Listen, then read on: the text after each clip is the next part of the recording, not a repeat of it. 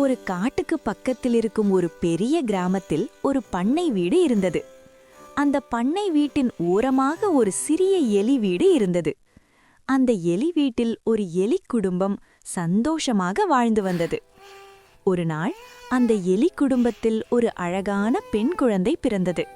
அது பிறந்தபோதே மிகவும் அழகாக இருந்ததால் அதன் அம்மா எலி அதை மிகுந்த பாதுகாப்புடன் வளர்த்தது. இந்த உலகத்திலேயே என் மகள்தான் மிகவும் அழகானவள் என்ற எண்ணம் அம்மா எலிக்கு வந்தது. ஒவ்வொரு நாளும் தன்னுடைய மகளுக்கு புது புது துணிகள் உடுத்தி புது புது அலங்காரங்கள் செய்து அதன் அழகை ரசித்துக் கொண்டே இருந்தது அம்மா எலி. இப்படியே சில காலம் கடந்த பின் அந்த குட்டி எலி ஒரு ராஜகுமாரி போல மிக அழகாக வளர்ந்தது. அப்போது அம்மா எலிக்கு ஒரு ஆசை வந்தது. இந்த உலகத்திலேயே மிகவும் அழகான மிகவும் பலசாலியான மாப்பிள்ளையை தேடி என் மகளுக்கு கல்யாணம் செய்து வைக்க வேண்டும் என்று முடிவு செய்தது. அந்த நேரத்தில் பக்கத்து வீட்டில் வசித்து வந்த ஒரு தாத்தா எலி அங்கு வந்தது. என்னுடைய பேரன் உங்களுடைய மகளைப் போலவே அழகானவன். அவனுக்கு நல்ல அறிவும் நல்ல திறமையும் இருக்கிறது.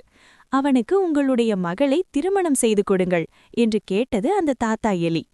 ஆனால் தன்னுடைய மகளின் அழகில் பெருமை கொண்டிருந்த அம்மா எலி, இல்லை இல்லை, இந்த உலகத்திலேயே அதிக பலமும் வலுவும் உள்ள ஒருவருக்குத்தான் என் மகளை திருமணம் செய்து கொடுப்பேன் என்று சொல்லிவிட்டது. இதைக் கேட்ட தாத்தா எலி எதுவும் பேசாமல் அங்கிருந்து போய்விட்டது. மறுநாள் தன்னுடைய மகளுக்கு சரியான மாப்பிள்ளையை தேடும் அவசரத்தில் வெளியே வந்த அம்மா எலி வானத்தில் தகதகவென்று மின்னும் சூரியனை பார்த்தது. சூரியரே சூரியரே, உங்கள் அழகுக்கும் ஒளிக்கும் என் மகள் மிகவும் பொருத்தமாக இருப்பாள். தயவு செய்து என் மகளை திருமணம் செய்து கொள்ளுங்கள். இந்த உலகத்திலேயே நீங்கள்தான் மிகவும் பலசாலி என்று கேட்டது. அதற்கு சூரியன், நான் பலசாலிதான், ஆனால் என்னை முழுவதுமாக மறைக்கும் சக்தி மேகங்களுக்கு இருக்கிறது.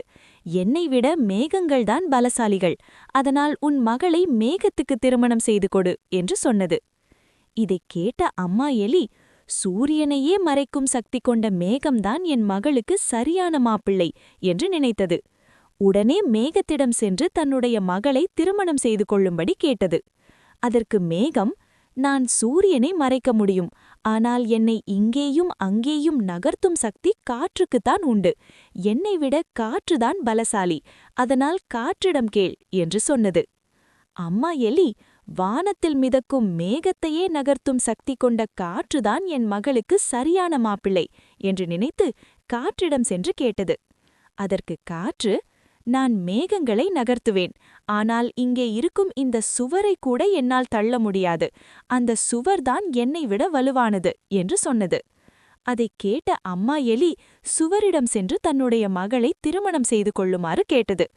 அப்போது அந்த சுவர், நான் காற்றை தடுக்கக்கூடியவன், ஆனால் என் கீழே வாழும் உங்களைப் போன்ற எலிகள் தங்களுடைய சிறிய வீடுகளிலிருந்து பள்ளம் தோண்டி என்னைப் போன்ற பெரிய சுவரையும் உடைத்து விடுகிறார்கள். அதனால் என்னை விட எலிகள்தான் பலசாலிகள் என்று சொன்னது. அப்போதுதான் அம்மா எலிக்கு உண்மை புரிந்தது.